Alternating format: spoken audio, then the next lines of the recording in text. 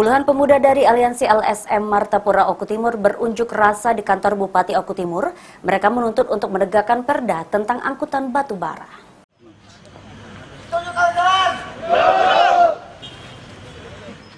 Setiap harinya angkutan batu bara terus melintas di jalan negara di ruas jalan lintas Martapura Kabupaten Oku Timur yang melebihi kapasitas jalan sehingga banyak jalan yang rusak dan kerap menimbulkan kecelakaan.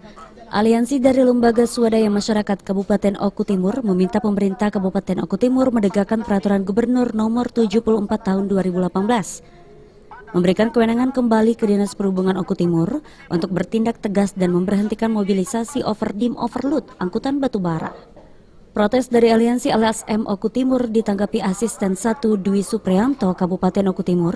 Dari pihak Pemkab Oku Timur bersama Porkopimda akan melakukan rapat koordinasi terlebih dengan Bupati Oku Timur. Aji, PAL TV.